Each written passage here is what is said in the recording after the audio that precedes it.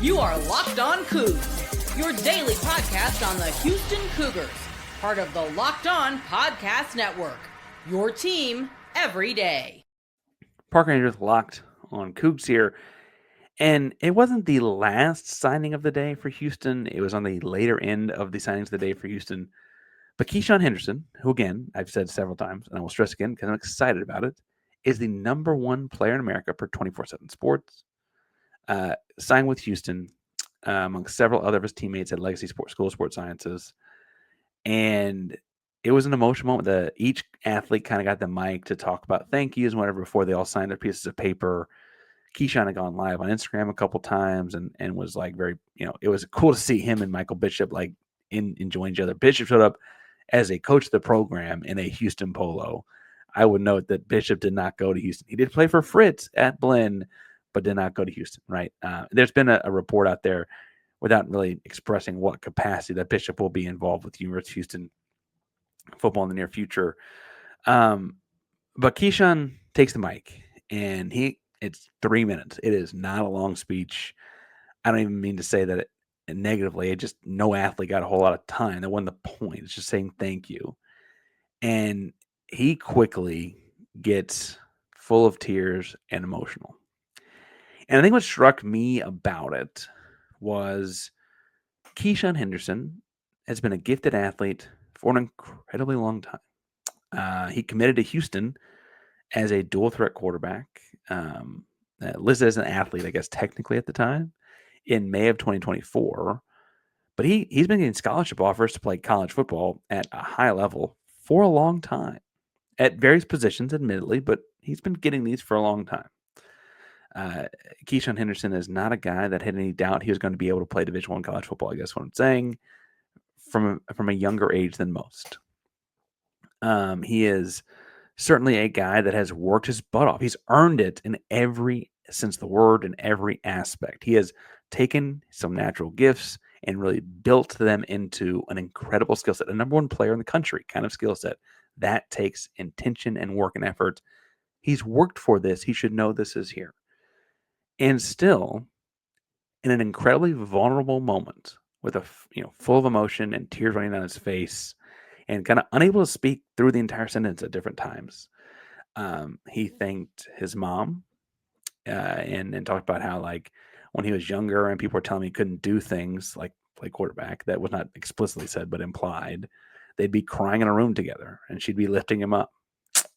He mentioned that his grandfather, who was an incredibly vocal supporter of his, the quote was, "When I didn't have no words, he was the one that had the words." And I think that's a pretty succinct way to put it for a quieter high school senior, right? Like that's incredibly poignant. And he said, "To my parents, they're not really my parents. It really does take a village." And then he kind of went through some examples of like feeding him, getting him rides, like, and kind of pointing at people in the crowd. Like he knows that it's more than just his bloodline there that's been supporting him and getting him to this point, right? He mentioned Coach Bishop and that they really do stand in the same shoes, went through the same things, the same trials and tribulations. Bishop famously had to go to Blinn Junior College basically because as a black quarterback in the era, he was told that he had to go prove he could play quarterback at a level between high school and college. That's really the only, he went to Kansas State and killed it. That's the only reason he had to go somewhere. It was just the time, right? And much like that, Keyshawn's been told he's not a quarterback for most of his life until he finally, people saw through it all, and he's the number one player in America as a quarterback now. And look, he got emotional in a way that like struck a real chord with me as a guy, teacher and coach. By day, I teach and coach kids, and I coach high school kids, and I know how, sometimes the best athletes can have a lot of bravado and the swag is palpable and the confidence is there. But in these moments when they're reflective and they get it, like as vulnerable as Keyshawn was in his couple of minutes on the mic, I think it's important to realize like this has been an incredible, even with as early on as he committed to Houston. And he mentioned at various points of the day, like Houston saw me as a quarterback first. that was important. Um, he mentioned that like there's been a lot of people telling him this could not be him, that he could not be the number one quarterback in America, that he could not make this kind of a splash playing for his hometown. They could not like all these things that have been told that he'd been told that they can't happen. And it was the day that he made it all happen. And in a day that he's known was coming for a long time. He's known he was signing with Houston for the better part of 18 months. It was still incredibly surreal. And look, we've talked about him being Houston's best recruiter.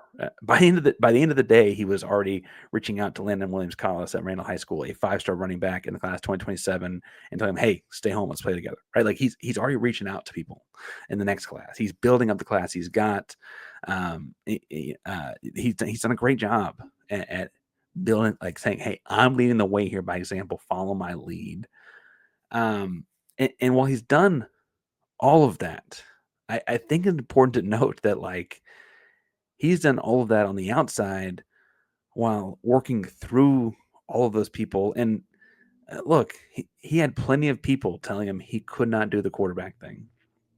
I can pull up clips and think when he first gets the offers to Houston and is first entertaining it and whatever, I'm like, this guy's going to play quarterback. And in my own head, I'm like, do the Ryan Tannehill thing where you start off as a wideout, but you practice both, and Ryan Tannehill ended up being a multi-contract NFL quarterback. So, like, is that the blueprint? What's the blueprint here? It's like, oh, the blueprint is the dude's coming in, and he's going to compete for the gig. This is more akin to Leaf and Tebow at Florida than it is to Ryan Tannehill at A&M. This is more like the quarterback from day one kind of a thing. And it's impressive. And look, I will fully be happy that he's proven I didn't have a whole lot of doubts, but any doubt I had, he's proven that wrong. I am ecstatic that he's proving doubts that other people had wrong. I'm ecstatic that he's going to continue to do that. And he's the kind of kid that will continue to do that. But when he talks about that so passionately and so emotionally, to get to write his name down on a piece of paper that says going to the University of Houston, it was a really, really strong moment. And look, full disclosure, I didn't know it was going to be that strong of a moment. I didn't know this kid is going to be bent over in happy tears with just jubilation and emotion as it's happening. But the energy here with Keyshawn is contagious. It tugs at heartstrings. It gets you excited. It gets you emotional. Makes you think about like all the times other people at Houston, other people that wear Houston proudly have been told they can't do something, right? And I don't know what I expected him signing to be like. I guess part of me thought that this has been such a known thing for such a long time, it might feel routine. And it really felt like anything, but there are multiple signing days a year at this point in college football and other sports. Sometimes these can feel routine, mundane. Thanks, mom. Thanks for the support. Thanks, coach. Signs her name, moves on. This was anything but that. In a moment where like it had every reason to just be that. It was anything but that. And he's already been so easy to root for. He's a fantastic young man, a sharp guy, a guy that works so hard. I get that there will be opponents and there will be rivalries built and all that as Houston builds this program out. Sure, totally understand that. Short of that, I don't know how anyone could ever root against this kid. On the surface, at that base level, what is there to root against? What is there to not support? He's fantastic, and he's leading the way. And that's not to say that Paris isn't fantastic. That's not to say that John isn't fantastic. Kevon, Rhett, Zay, these are a great group of guys. But that moment from Keyshawn struck me as like, oh, he's known about this for the whole time. He didn't just decide to come to Houston, and it's still hitting him like that. And maybe that's the deal. It's like it's had so much built up that it finally hits, and it's this jubilation and tear flowing emotion. It was really freaking cool, and it really hit me like a really cool moment, and I'm really excited. And I'm excited to get to watch him put on the Houston Cougar red next fall. Although he had a blue quarter zip on today, so he liked the blue clearly. whether or not you like the blue, he likes the blue. Anyway, breaking all things down, Houston Cougars each and every day. Working on some stuff for the Florida State basketball game this weekend with Houston and Florida State playing. We getting some stuff ready for that as well. It's a little bit choppy week. I'm coaching the basketball tournament this weekend. So hopefully we're doing well and winning, which also then means that there's smaller gaps here to get these in. So we'll see how things unfold. But hit subscribe, hit the bell so you know when those things go live. Locked On Cougs, Premier, the Locked On Podcast Network, the number one sports podcast network in the world. Go Cougs.